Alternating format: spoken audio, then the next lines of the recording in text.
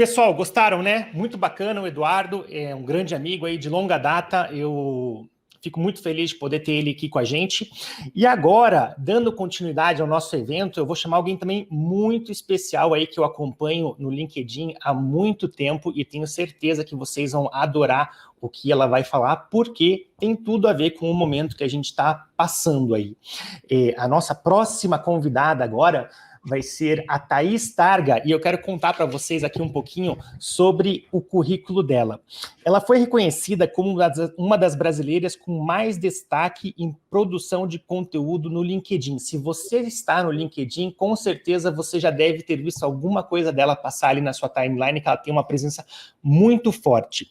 Ela é psicóloga, mestre em educação, especialista em recolocação e carreira, diretora da T-Targa e autora do livro Você de Emprego Novo. Eu gostaria aqui de dar as boas-vindas a Thaís Targa. Tudo bem, Thaís? Olá, tudo bem? Tudo ótimo. Muito feliz em estar aqui com vocês. Ai, da mesma forma, olha, obrigado, seja muito bem-vindo ao nosso evento aqui, é um prazer ter você com a gente. Eu, como eu falei ali, te acompanho já no LinkedIn faz um bom tempo, uma vez, até acho que eu cheguei a trocar uma mensagem com você num comentário, assim, você, acho que tinha uma época que você trabalhava só com mulheres, daí depois você mudou e tem um escritório muito bacana ali que presta um serviço muito legal. E, Thaís, olha, no meio dessa pandemia e agora na expectativa da saída dessa pandemia, eu acho que foi um momento importante para todos pararem, refletirem um pouco sobre a carreira, sobre o futuro profissional, sobre a insatisfação profissional às vezes, sobre as opções. Eu acho que a pandemia foi um convite às pessoas a saírem desse modo automático e planejarem com mais lucidez o futuro profissional delas, né? Acho que foi um momento propício para isso. Então, ninguém melhor que você para falar sobre recolocação e carreira, e a gente vai voltar a conversar, mas inicialmente eu gostaria de te dar as boas-vindas e abrir a palavra para você poder fazer a sua exposição, estilo TED, 18 minutos, e depois a gente vai ter muito para conversar e aprofundar aí o nosso conteúdo. Ok, perfeito. Gratidão. Tá bom? Imagina. Vamos. Valeu, Thaís, a palavra está com você. Legal. Você sabe que eu estava refletindo sobre essa fala, pensando, né, futuro do trabalho. Será que o futuro chegou? Será que o futuro é agora? O que está dificultando, né? Por um lado, parece que a gente tem dois extremos. Ontem mesmo, um empresário me ligou dizendo que tinha aberto um processo seletivo e resolveu se modernizar, pedindo vídeo currículo. Metade dos profissionais abordados não enviaram um material.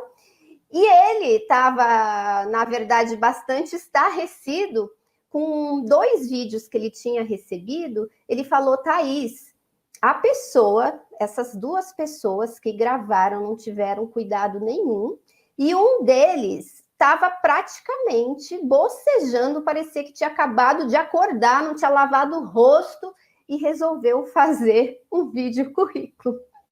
E por outro lado, ontem mesmo, eu falando com um cliente, um profissional em recolocação, foi para uma entrevista presencial. Essa entrevista, as pessoas, né, formou uma aglomeração, mas de qualquer maneira, depois que a aglomeração acabou, ele foi fazer um teste na empresa e simplesmente foi esquecido na sala de teste. Ou seja, ele chega às 8 da manhã, fica até meio-dia, a pessoa responsável sai para almoçar, apagam-se as luzes e o profissional fica lá, sem saber se vai ou se fica, se isso está fazendo parte de uma dinâmica de grupo, uma pegadinha para conhecer o perfil dele. E, na verdade, o que a gente vê é que existem 2 extremos. De um lado, as empresas buscando bons profissionais, as empresas investindo para reter os seus profissionais, as empresas discutindo sobre futuro do trabalho, o que de fato interessa aos mais jovens, o que de fato torna as pessoas mais produtivas. E, por outro lado, a gente vê muitos profissionais, alguns excelentes profissionais que estão em situação de desemprego, querendo dar o seu melhor, e a gente acaba...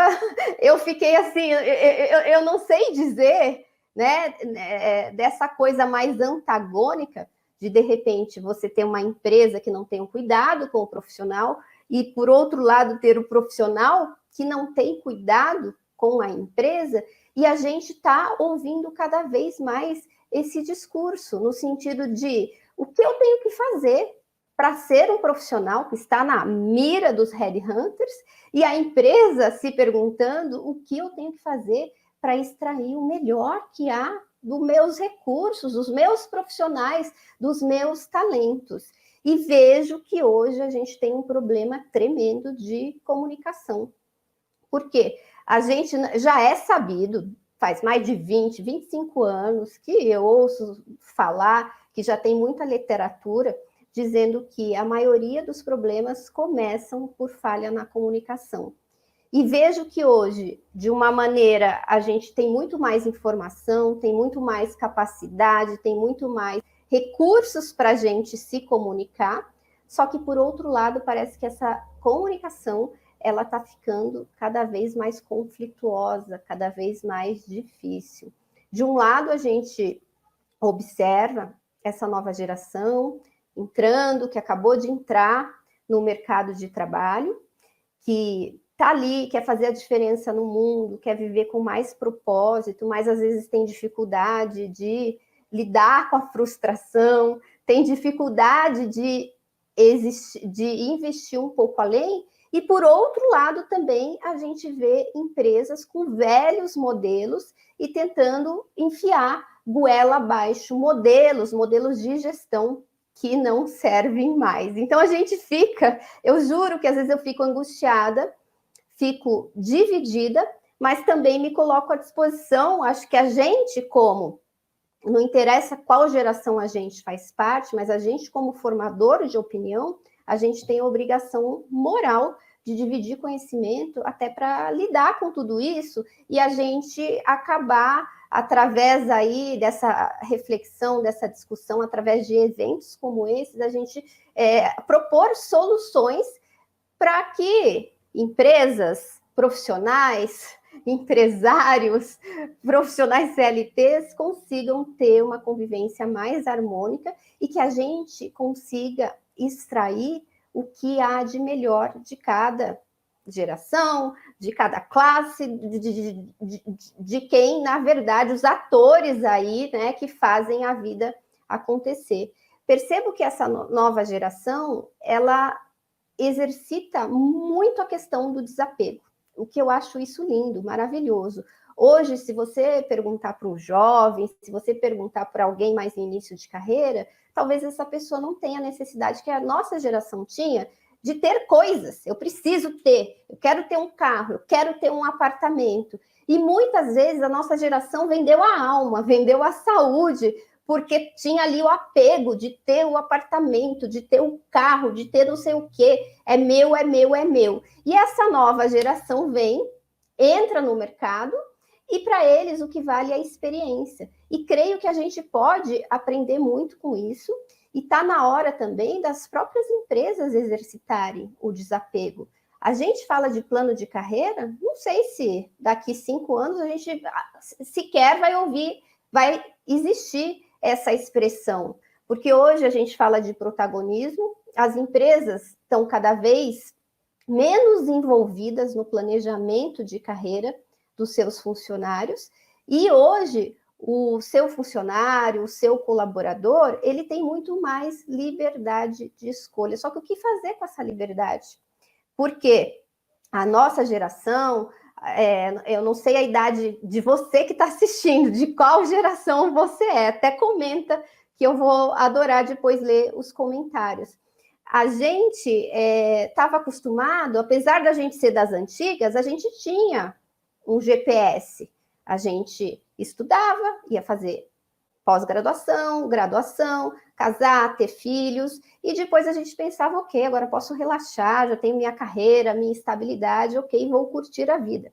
Acontece que agora isso acabou. Eu tenho falado muito no conceito de lifelong learning, que de acordo com o movimento, de acordo com o futuro que já chegou, de acordo com tudo que acontece de uma maneira muito líquida assim no mundo, as mudanças no mundo do trabalho, a gente não pode mais se dar ao luxo de achar que fez uma graduação, uma pós-graduação, e o nosso conhecimento não vai expirar. Então, a gente está sempre sendo desafiado no sentido de se reinventar o tempo inteiro. E, para isso, a gente precisa praticar o desapego. Desapego, o que te trouxe até aqui, talvez o que me trouxe até você, o que me trouxe até esse evento, Paulo, daqui a um mês não me sirva mais. E daí como é que eu fico? Eu vou ficar apegada naquilo? Ah, não, porque eu estudei, porque eu aprendi que a gente tem que se comunicar dessa forma.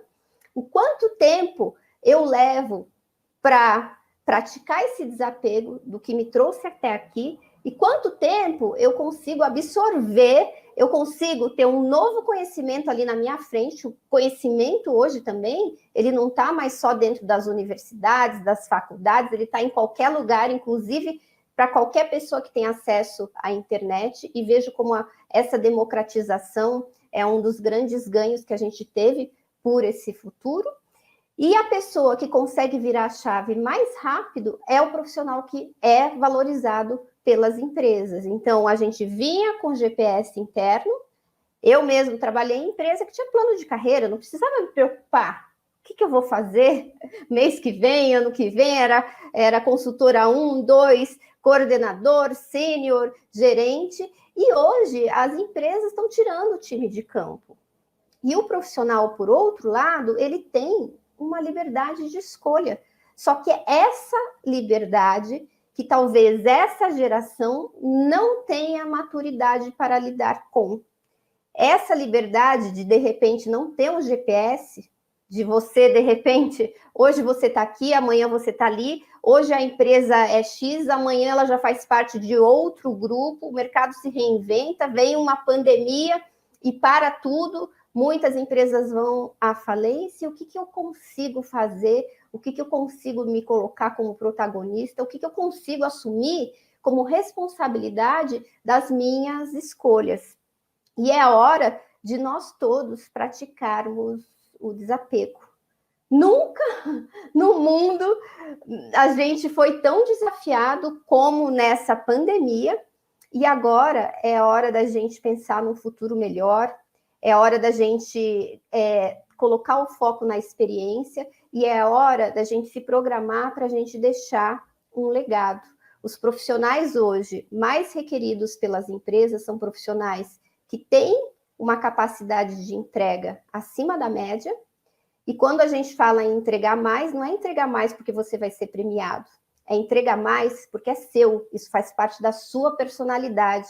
Não interessa se você vai ganhar bônus, não interessa se você vai ser reconhecido, mas o profissional que entrega mais, geralmente, é o profissional mais convidado para participar até de processos seletivos, porque talvez você que está assistindo, você é um profissional que entrega mais e talvez o seu chefe não te reconheça, talvez a empresa não te reconheça, mas talvez ali o seu colega do lado, ele percebe isso, o seu colega muda, e hoje as pessoas mudam muito mais rápido, e quando ele mudar e precisarem de alguém, de um talento como o seu, é certeza absoluta que ele vai lembrar de você.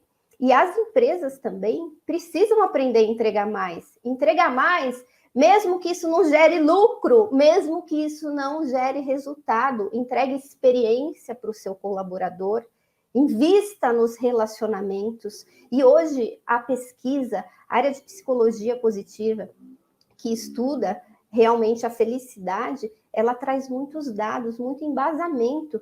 E depois que eu conheci isso, eu fiquei assim maravilhada, porque hoje a gente já sabe que o maior preditor de longevidade, o quanto você vai viver, e de felicidade, o quanto você é feliz, o quanto você se sente bem, o quanto você consegue gerar mais emoções positivas, são os relacionamentos saudáveis. Então, não dá para pensar numa gestão, não dá para pensar em aceitar um emprego se você sabe que você vai ter relacionamentos tóxicos, se você sabe que você vai ter um chefe que te assedia moralmente, ou de repente você contratar um funcionário que de repente vai ser aquele funcionário que vai gerar intriga, aquele funcionário do grupinho da fofoca. Então, a gente tem que estar mais presente para isso. De um lado, os empresários, de outro lado, os profissionais, mas a gente precisa realmente investir na qualidade das nossas relações. É tão simples. É tão simples uma empresa implementar programas, implementar meios de gestão onde se incentive os relacionamentos saudáveis, e é tão simples para o profissional até colocar na conta dele o salário emocional. Porque muita gente vem, eu que trabalho com recolocação, vem falar, Thaís, minha pretensão é essa, eu não posso abrir mão disso. Não... E daí eu começo a conversar com a pessoa e falo, quanto vale para você levar e buscar seus filhos na escola todos os dias? O que vale para você poder trabalhar de casa, perto ali do seu bichinho de estimação, cuidar ali, você tem uma mãe, um pai idoso, quanto vale isso para você? E a pessoa fala, Thaís, isso não tem preço.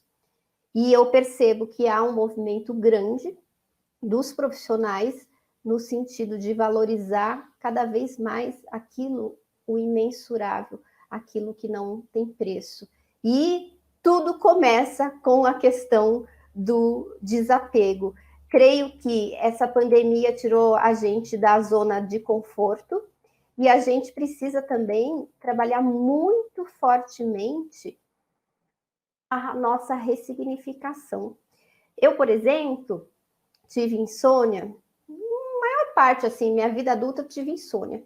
E eu acordava, assim, toda noite, tipo 3, 4 da manhã, e eu queria dormir, eu queria um remédio, eu revirava na cama, eu falava, meu Deus, eu preciso dormir, eu preciso dormir. Quando era mais ou menos 6, 7 horas, eu conseguia dormir, acordava, assim, com a cara toda amassada, cansada, com raiva, com uma energia ruim. E um belo dia, eu entendi o que a minha insônia significava. A minha insônia era Deus batendo na minha porta e me acordando para eu cumprir a minha missão. E hoje eu acordo cedo, acordo às vezes 4 da manhã, 4h30, 3h30, e eu acordo feliz. Eu acordo feliz porque eu tenho algumas horas onde estarei eu comigo mesmo, eu tenho algumas horas onde eu posso estudar, eu tenho algumas horas onde não vai chegar problema no meu WhatsApp, e eu tenho algumas horas para cuidar de mim. E o que mudou nesse sentido? Foi a insônia? Não, a insônia continua lá. O que mudou para mim foi o significado que eu dou a isso.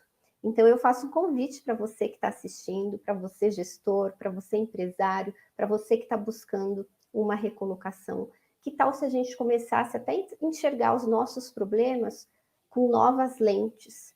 Porque a vida nada mais é do que as histórias que a gente conta para si mesmo. Na questão da minha insônia, eu dizia que eu tinha uma genética ruim, que eu ia ter que tomar remédio a vida inteira.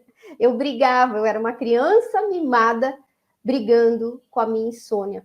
A partir do momento que eu aceitei, a insônia continua lá, e que eu encaro isso como missão de vida, e que eu tiro o foco do problema e coloco o foco na solução, eu até durmo melhor, eu acordo descansada e eu ganhei horas de produtividade e estou aqui hoje. Talvez se não fosse a minha insônia, eu não poderia estar aqui dividindo um pouquinho do meu conhecimento para você.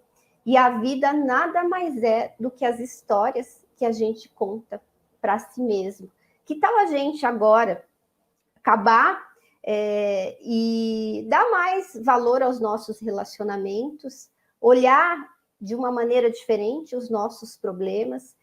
Se a empresa não tem plano de carreira, ok, o que eu estou ganhando com isso? É mais liberdade, mais autonomia, possibilidade de transição.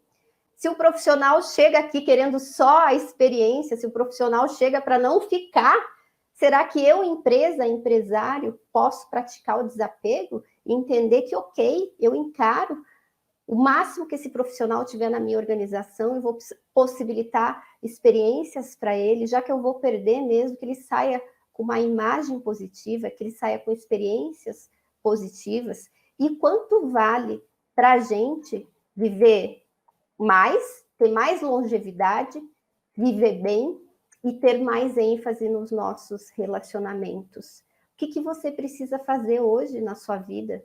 Você precisa fazer um detox de relacionamento? Tá tudo bem, faz. Vai lá e faz. Saiba que, às vezes, você tá num ideal de sucesso, que é um ideal de sucesso que você nem sabe de onde veio, que não faz nem sentido para você.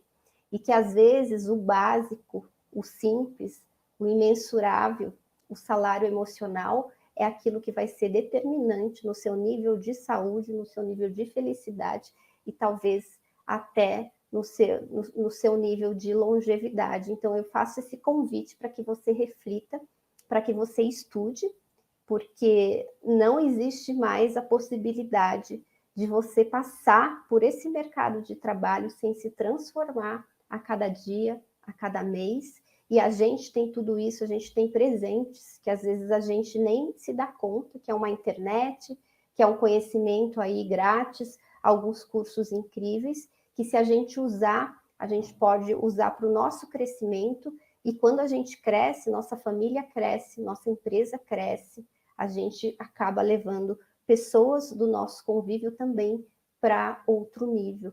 E se você pensa um dia em ganhar bem, em enriquecer, em ser uma pessoa mais próspera, comece enriquecendo os negócios dos outros, os outros, que uma hora você vai ter tudo isso de riqueza, de abundância para a sua vida.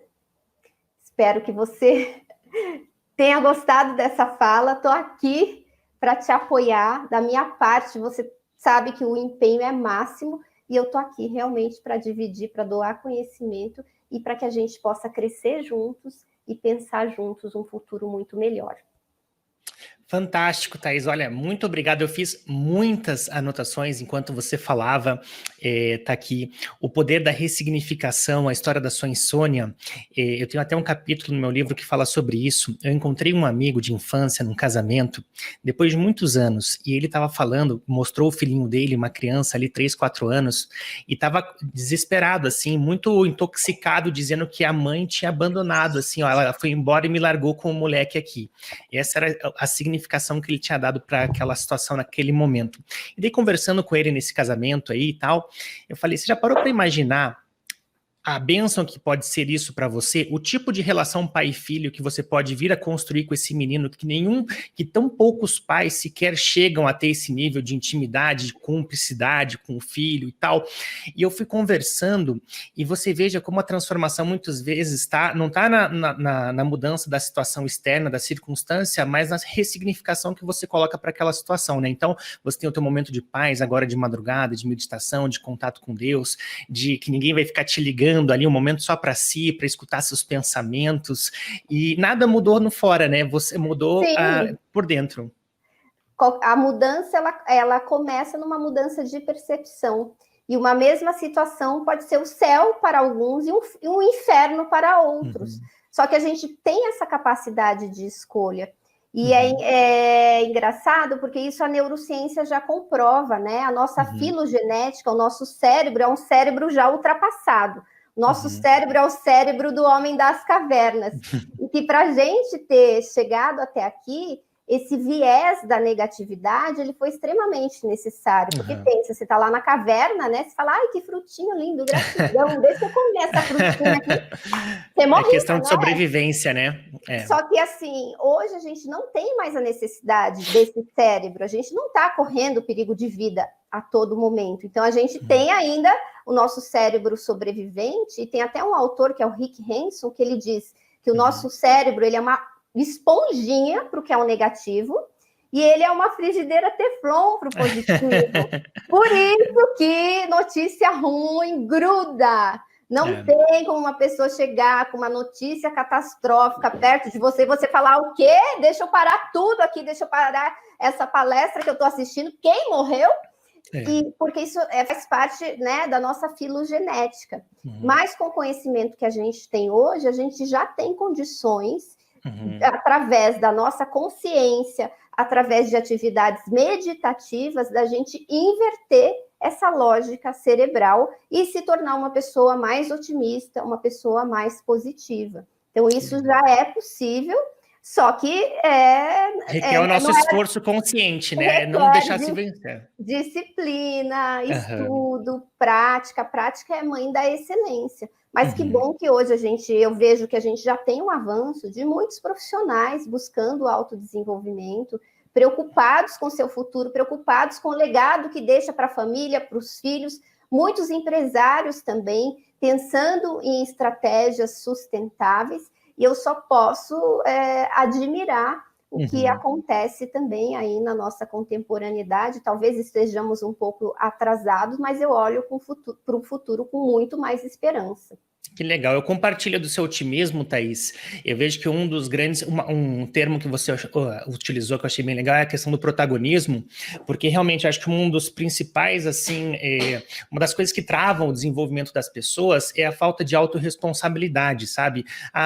O problema é o chefe, a empresa, é a economia, é o Brasil, é o governo, é isso, é aquilo, e daí a pessoa acaba limitando as suas opções, não enxergando uma série de outras coisas que poderia estar enxergando, e acaba colocando o seu futuro na mão de variáveis incontroláveis, enquanto que quando ela assume o protagonismo, ela assume o controle da sua própria vida e passa a se tornar o arquiteto do seu próprio futuro.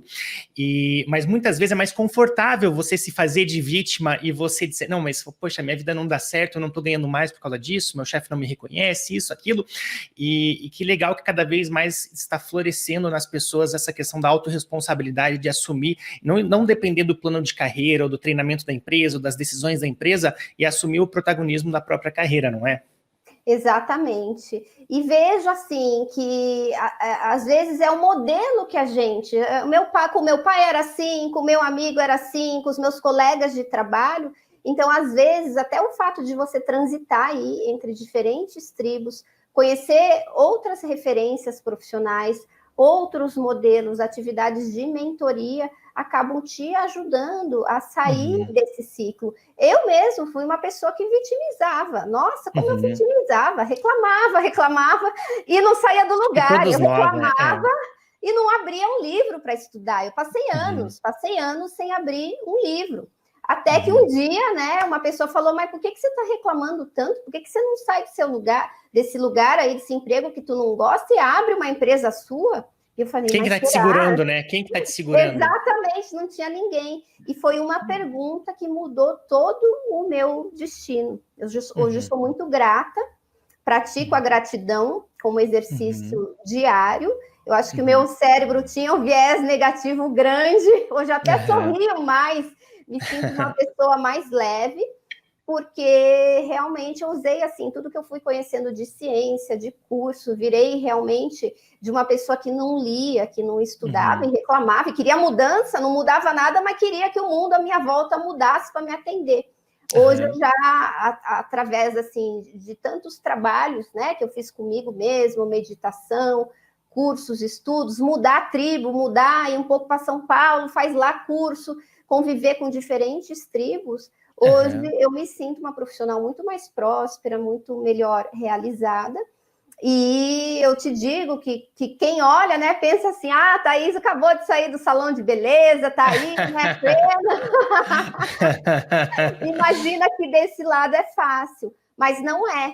Mas se eu não tivesse essa clareza de propósito, se eu não tivesse até usado a neurociência a meu favor mesmo, talvez eu não estivesse aqui falando com você, talvez eu não conseguisse dar conta de todos os compromissos, de toda a pressão que a gente também sofre, né?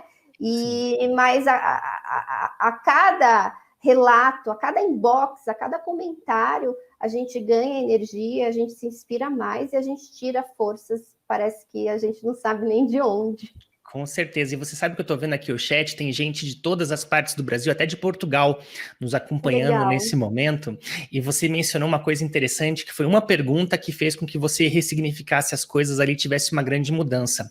Eu sempre falo assim, às vezes é uma faísca, né? Tudo começa com uma pergunta, e eu tenho um caso assim também, que eu estava numa situação também, trabalhando muito, estressado, assim, e eu coloquei para mim, assim, essa questão do desapego, tem um lado bom e um lado ruim, porque existe também a ambição saudável, é claro, né, o desapego, digamos, excessivo no materialismo, mas você tem que ter essa ambição que te move a crescer, e a época, eu lembro assim, que eu falava, eu estava viajando para São Paulo, assim, toda semana, tal, uma vida bem corrida, e eu falava, poxa, você quer saber? Eu não quero ganhar mais dinheiro, porque se eu for ganhar mais dinheiro, eu vou ter que trabalhar mais, daí eu já imaginava aqueles executivos em São Paulo, trabalhando 14 horas por dia, no quarto casamento, não sei o que, sem relacionamento com os filhos. e falei assim, não, eu não quero isso para mim. Então, eu não quero ganhar mais dinheiro, porque se eu for ganhar mais dinheiro, eu tenho que trabalhar mais e eu não estou disposto a trocar aqui o tempo com a minha família, coisas que são importantes para mim, ou o meu salário emocional, digamos, em nome de um maior ganho financeiro. Só que uma Crença, pergunta, Thaís, me fez perceber que isso era uma baita de uma crença que me crença limitava. limitante. Uhum. Porque aí um dia uma pessoa falou assim, Paulo, você veja, uma pergunta, pessoal, como uma pergunta às vezes pode mudar o rumo do seu futuro. Que para você ganhar mais, você precisa passar menos tempo com a sua família. E daí, aquilo ali, eu não tinha resposta para isso. A pergunta que você deveria estar se fazendo, Paulo, é: como você pode fazer para ganhar mais dinheiro e ainda passar mais tempo com a sua família? E hoje, Thaís, eu trabalho já aqui em minha casa, eu tenho um escritório, eu trabalho em casa, em home office há quase 10 anos. Acordo todos os dias com a minha filhinha de 5 anos me chamando do bom dia para ela, para outra de 13 anos também, almoço com ela, com a minha esposa, tenho uma vida familiar muito intensa, assim, tenho a possibilidade de ter liberdade do meu tempo, de uma série de coisas, e ganho mais dinheiro do que naquela época, digamos assim, não precisei renunciar ao ganho financeiro para ter isso que eu tenho hoje, mas essa opção não existia no baralho para mim, enquanto eu estava limitado por aquela visão de que se eu quisesse prosperar financeiramente, eu teria que abrir mão da minha vida pessoal e da minha qualidade de vida. E a partir do momento que essa pergunta também me criou um estalo, eu consegui construir essa realidade que não veio pelo acaso também, ele veio porque foi construída em torno de uma visão clara que eu tive para mim. Mas a liberdade, Thaís, também pode ser uma maldição, porque não são todos que têm esse perfil que eu tenho de trabalhar bem em home office. A pandemia veio aí também para mostrar grandes benefícios de home office e reuniões desnecessárias que sempre eram feitas, que poderiam ser resolvidas assim. Mas a liberdade, tanto para os jovens quando saem de casa, como para a pessoa que tem liberdade de fazer o que quiser, a hora que quiser, ela pode ser um peso muito grande, por causa que exige disciplina, exige uma série de coisas. Eu ia te perguntar quais mudanças você acha que vieram para ficar com a pandemia, sobretudo em relação a home office, a reuniões, a viagens, a eventos, olha, eu vou te pagar pelo resultado que você entrega pela minha empresa e a gente vai achar uma forma de quantificar isso e não pelo número de horas que você trabalha. Como é que você enxerga essas transformações?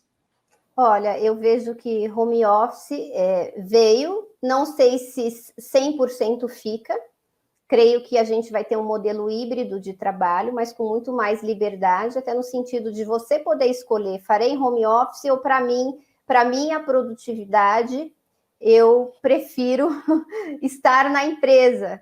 A gente tem que se preocupar, porque a gente até brinca, né? Naquela empresa fulano aprendeu a trabalhar. Porque às vezes a gente demora para aprender a trabalhar. Se você, dependendo dos ambientes onde foram os seus primeiros empregos, você não aprendeu fazer gestão de tempo, se organizar, como é que se organiza arquivos. E o desafio ele é um pouco maior, principalmente para essa geração que não tem experiência e de repente está dentro da casa dela, não tem uma gestão, não tem modelos, né? Não tem ali alguém chegando junto mesmo, pronto para atender, para esclarecer. Então, creio que isso vai ser um ponto de conflito, um ponto de reflexão, e não sei como que a gente vai resolver isso. Talvez a curva de aprendizagem de alguns profissionais pela questão remota seja maior, tá? Tem como contornar com online? Tem sim, mas eu não sei também se os líderes estão prontos para aprender a fazer gestão dessa forma. Daí você também vai ter que formar os líderes. Então, é algo que a gente precisa levar para discussão. Creio também que, quando a gente fala de reuniões, hoje já se provou que a gente consegue resolver muita coisa, cada um sentado assim no sofá de casa, às vezes alguns até deitado na cama.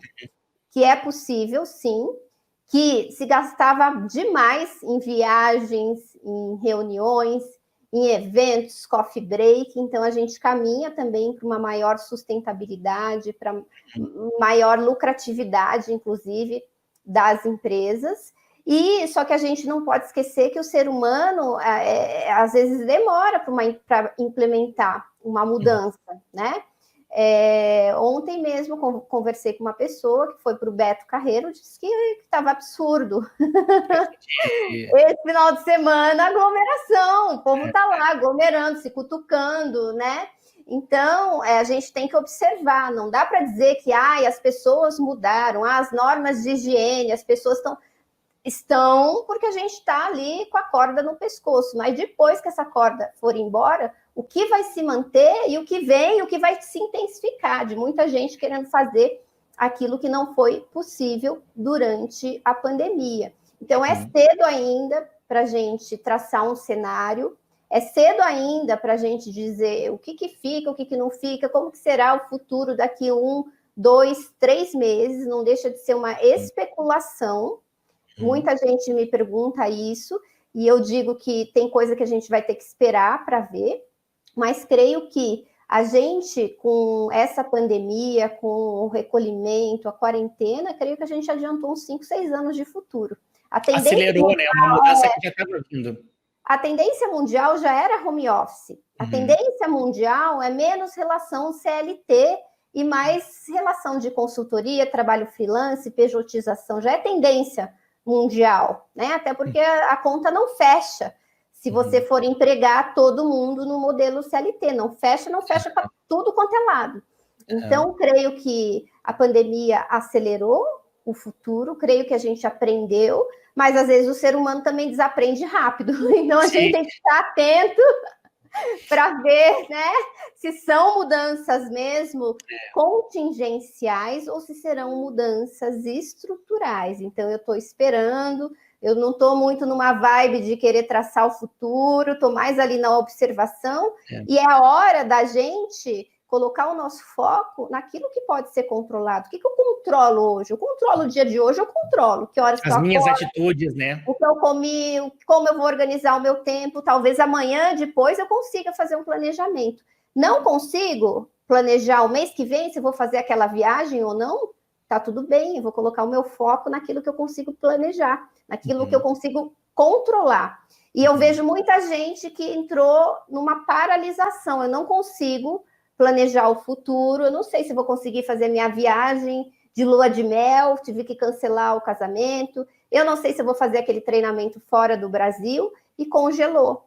Esquece de que a gente pode sim controlar o nosso dia, a gente talvez seja o grande aprendizado, a gente se conectar melhor com o presente. Então, hoje eu escolho como que eu uso o meu tempo, o que eu faço para o meu cérebro, o que eu faço para o meu corpo, o que eu faço para a minha produtividade, que conteúdo eu vou absorver, eu vou ali na notícia ruim, no velcrinho, que vai puxar toda a minha atenção, ou eu dou uma trollada aí na minha filogenética e coloco o meu cérebro para aprender, para notícias mais positivas, para atividades que vão me gerar melhores hormônios e que vão trabalhar minha sensação de energia, de bem-estar. Então, isso sim, a gente pode escolher. E que bom que veio essa pandemia nesse sentido, de que a gente possa se recolher, né? Então, eu vejo pessoas se separando, e o que é bom, né? Talvez demorasse mais ali, mais anos para conseguir tomar sofrimento até chegar nesse ponto, né? Pessoas mudando de emprego, né? Não me serve mais. Agora eu quero uma outra realidade. Eu perco um pouco na remuneração, mas eu procuro um ambiente mais leve, mais saudável. Eu vi o quanto, inclusive, eu posso enxugar do meu orçamento, que eu não preciso gastar tanto. Não preciso ir para shopping, não preciso viajar. Eu faço um piquenique com a minha família na minha sala, no meu quintal, e eu me divirto igual. Isso é mais importante para o meu filho. Então, eu vejo que, a longo prazo, a gente vai olhar para trás e a gente vai falar, nossa, que bom que a gente teve aquele tempo de recolhimento, que bom, foi sofrido, muita gente sofreu, né? Mas para minha vida isso foi determinante para chegar aonde eu estou hoje. Esse é meu desejo, né? Olhar para trás e sentir que foi algo que realmente me trouxe até aqui, mesmo que com sofrimento. Uhum. Você sabe, Thaís, que eu estou bem sintonizado com você nesse pensamento. Até tem um livro que me vem em mente agora, um dos meus livros preferidos, que é O Essencialismo, do Greg McKeown, que fala justamente, ele é um pouco, seria uma evolução do minimalismo, eu diria assim, mas realmente você tirar todo esse peso morto da sua vida e focar naquilo que realmente importa, que é essencial para você. E você sabe que se a gente não controla realmente, poxa, hoje em dia, não teria nem como eu te fazer uma pergunta assim, como planejar a sua carreira a longo prazo em um mundo tão instável? É muito imprevisível, ninguém tem bola de cristal, mas aquilo que a gente pode controlar realmente são as nossas atitudes internas, que nem você mesmo mencionou na sua fala, fazer as coisas com excelência, mesmo sem ninguém estar vendo, mesmo sem você ganhar mais dinheiro por isso, porque essa é a identidade que você tem. Eu sou uma pessoa que faço as coisas com excelência. Tem uma frase que diz assim, a melhor recompensa por fazer algo bem feito é o sentimento de ter feito aquilo bem feito. Então, se você mantiver essa atitude interna de fazer as coisas com excelência, permanecer em constante evolução, não importa o que vai vir no futuro, não importa se vai ter outra pandemia, se o governo lançar uma norma assim, uma norma ali, você vai ter um porto seguro, assim, você vai ter, digamos, dentro desse teu ambiente controlável, você vai ter essa segurança interna de que você está agindo bem, independente daquelas questões externas. E uma habilidade fundamental nova aí que eu tenho visto com essa transformação toda, e você mencionou, é a liderança digital. A capacidade de você liderar equipes sem estar presencialmente junto com elas, assim, e você conseguir obter resultados, extrair o melhor das pessoas com esses meios digitais, é uma coisa que está vindo bastante. Mas eu queria fazer uma provocação positiva para você. O meu amigo Arthur Igreja, que você deve conhecer, ele postou esses dias uma imagem muito interessante, eu queria falar um pouquinho com você sobre millennials, sobre isso, e a imagem eu vou colocar aqui na tela para a gente ver agora. Eu queria que você tentasse me dizer quais são os 3 pontos mais fortes dessa geração millennial e os 3 pontos mais fracos. E a provocação, eu queria ver qual que é a leitura que você faz dessa imagem. Um adolescente de 35 anos, digamos. Eu, quando eu vi isso, falei, poxa, realmente, hoje em dia existe esse termo, assim, adolescentes de 35, 40 anos, assim, porque meu pai, com 18 anos, ele já tinha morado fora da casa, já tinha mudado de cidade, já estava com a empresa, com 20 e pouco, estava com 2 filhos, não sei o quê, e hoje você percebe realmente, assim, uma fragilidade muito grande, assim, apesar deles serem muito, tecnicamente, muito antenados, e tem essa questão do desapego, consciência ambiental, consciência de consumo, causa, propósito, ao mesmo tempo também tem o lado negativo. Eu queria que você fizesse um balanço para a gente, assim, dos millennials.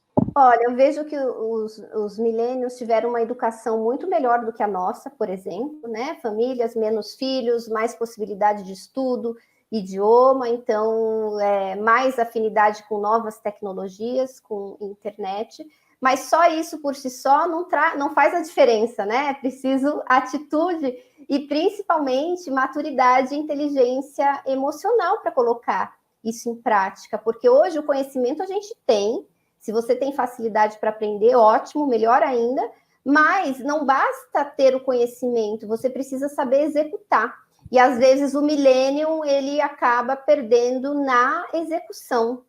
E realmente, e aí eu coloco também, Paulo, a gente está criando os millenniums, né? Então, ali naquela foto não tem ali o santo, não tem ali o bom e o ruim.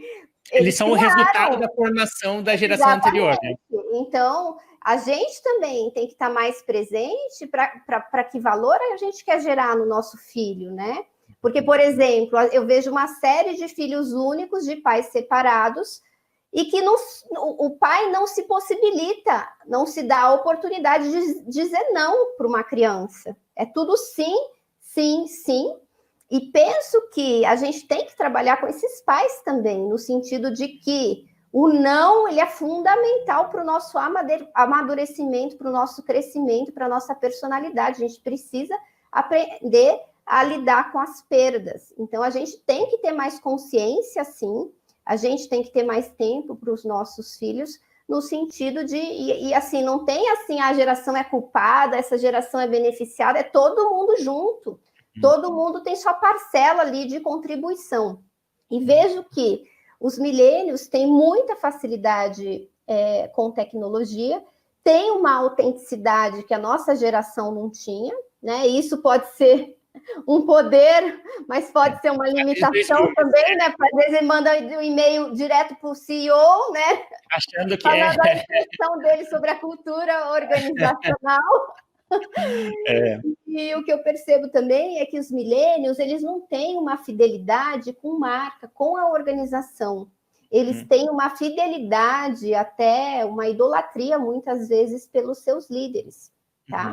Então, se você é um bom líder, se você também gosta de desafios, você pode ser a pessoa fundamental para trazer o que há de melhor naquela pessoa e ajudar nesse processo de amadurecimento. Porque muitos milênios, eles vão ter que trabalhar o que não foi trabalhado em casa, eles terminam a educação dentro da empresa. É como se você quase que pega para terminar de criar. Mas isso tem o seu ponto positivo, porque, de alguma maneira, você pode terminar de criar com seus valores, com o seu jeito, com o seu ritmo. Talvez tenha mais empenho, né? Seja mais trabalhoso. Talvez você vai me falar, mas Thaís, também é sacanagem, não é o papel da empresa pegar para criar, mas é o que temos para hoje. Então, creio que essa foto eu ri porque...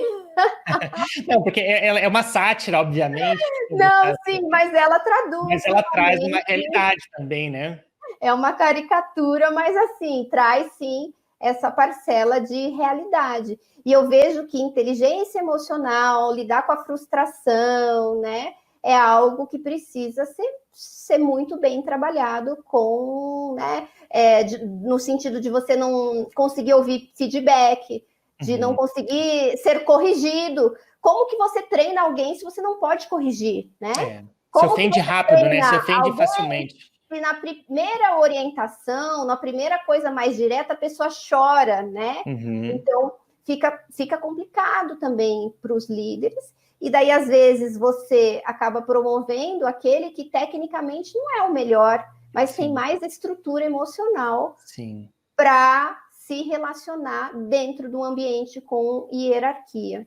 Então, eu vejo que hoje o que é diferencial nos milênios é realmente essa inteligência, essa gestão melhor das emoções. Porque conhecimento a gente treina, a gente manda para curso, a pessoa aprende sozinha, eles são, inclusive, muito mais autodidatas do que a nossa geração, mas aqueles que tiverem mais continência emocional vão ser aqueles que vão ter mais sucesso, mais carreira, que vão crescer mais rápido. E você sabe que você mencionou bem o papel da educação e dos pais realmente, porque uma das coisas que a gente precisa ter na vida, e você sabe que você já passou por várias frustrações, é a capacidade de você saber lidar com frustrações e tudo mais. E esse adolescente da foto ali, digamos, muitas vezes nunca ouviu um não, nunca se deparou com uma derrota, nunca caiu, ralou o joelho, e daí ele vai... passa pela escola, a universidade, faz uma pós, faz isso, faz aquilo, e de repente quando cai no mundo real, ali no mundo das empresas, às vezes que é resultado, é cobrança, é isso, é aquilo, tem o mundo colorido também do Google, dos puffs e da mesa de ping-pong, que às vezes eles acham que é isso. Que a pessoa nunca vai ter tempo para jogar ping-pong. Eu mesma brinco, tem videogame na minha empresa, nunca ninguém joga, porque os coitados não têm tempo. É bem por aí. E daí quando tá uma primeira frustração, primeira queda, não tem estrutura para segurar e desaba. E como é que uma pessoa dessa vai ter uma carreira bem-sucedida no longo prazo sem essa capacidade, que é uma capacidade emocional? Ele não vai aprender isso em nenhum livro, não vai aprender, vai aprender com as pauladas da vida. E realmente os pais, na minha geração, ainda mais eu tive um pai mais conservador e agradeço muito por isso, que era disciplina, autoridade, isso aqui tem o lado bom e o lado ruim em tudo, tanto na geração passada e na geração...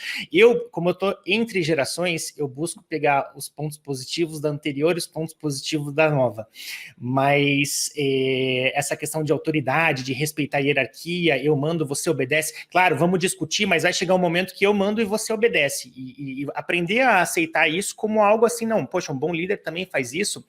E essa geração, às vezes, eu vejo realmente que sem esse preparo, mas as crianças mesmo, hoje, mandam nos pais, né? Antigamente, meu pai falava, senta aqui... Onde vai almoçar no domingo, isso, onde vai sentar, o que assiste, onde vai ser, que cidade vai para as férias, entende? Na minha época, meu pai, não, olha, a gente vai fazer isso, você vai comer isso, a situação é essa, isso, aquilo. Hoje, muitos eu vejo, e a gente acaba caindo também, porque é diferente. Não adianta eu querer educar do jeito que meu pai educou minhas filhas hoje, que também não vai funcionar. O mundo é outro. Mas eu tento pegar um pouco ali, sim. O que você quer comer, filho? O que nós vamos fazer? O que é isso? Ah, não sei o quê, não sei o quê. E a criança, e o Cortella até usa o termo infantocracia, que assim, os pais são submissos aos filhos, e isso na estrutura da base deles. Então, eles crescem com isso e depois não sabem respeitar a hierarquia, não sabem respeitar o tempo das coisas, que nem você falou, manda e-mail direto para o CEO, e não, se essa empresa não me valorizar, eu vou embora, e acaba ficando mimada. Eu acho que esse é um termo mais cru, assim, e eu não sei até que ponto eles têm a...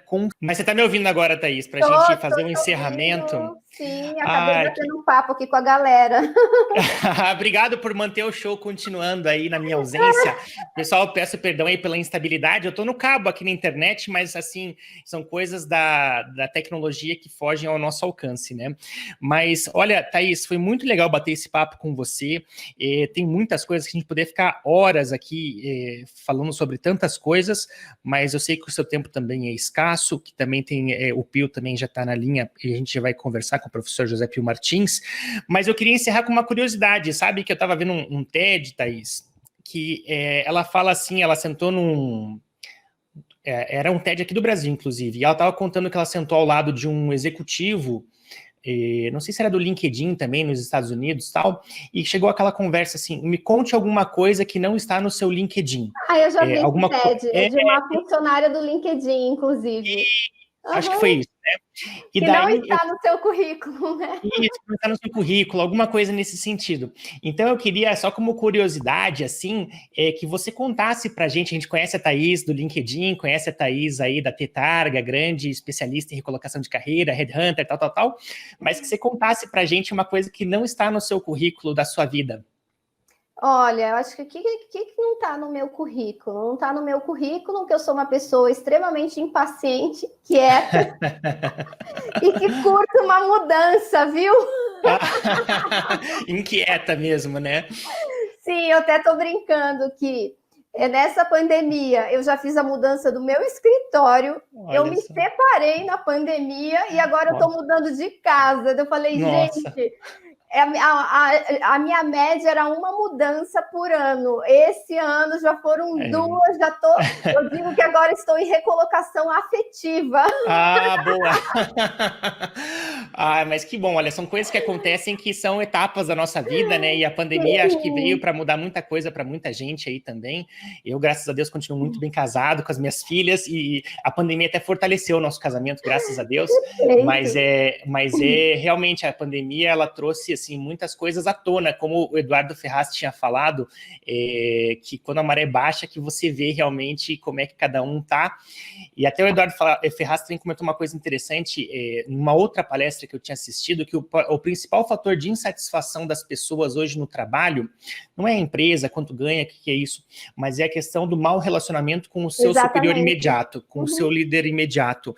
Então, líderes que estão nos ouvindo aqui e liderados realmente, que a gente desenvolva essa habilidade de ter menos relações tóxicas e aprendamos a conviver com diferenças de opiniões, sobretudo nesses momentos mais polarizados que a gente vive aí, que a gente consiga ter um ambiente mais harmônico, seja nas relações assim, nas empresas e assim por diante. Mas gostaria, Thaís, de te agradecer, te passo as palavras finais e gostaria de saber também, você tem o teu site Tetarga, tem a Thaís no LinkedIn, no Instagram, como é que as pessoas te acham, o teu livro? Só colocar Thaís Targa, Thaís sem H, Google aparece tudo, todo o meu material, entra lá na bio do meu Instagram também, tem modelo de currículo, capas no LinkedIn, você vai ver que tem bastante conteúdo. Me segue nas redes que você gosta mais. Estou praticamente em todas as redes sociais. E também, eu não sei se você gostaria de falar ou não, mas se você tem algum lançamento, alguma coisa que você gostaria de convidar as pessoas a acessarem. Olha, eu estou participando de um projeto lindo, tá, Paulo? Que chama Empreende. Você pode entrar no link targa.thaís. Peraí, vou colocar targa.thaís/empreenda. Eu estou participando, fazendo uma jornada aqui, uma semana de curso gratuito, eu e mais 10 mulheres. Somos 11 mulheres e vários segredos. E a gente, como empresária, como infoprodutora, né, tem inclusive algumas referências, assim, os nossos faturamentos somados, eles batem a casa de 100 milhões ano, tá? Nossa, que e legal. Somos pessoas que viemos de família muito humilde, muitas sofreram preconceito, outras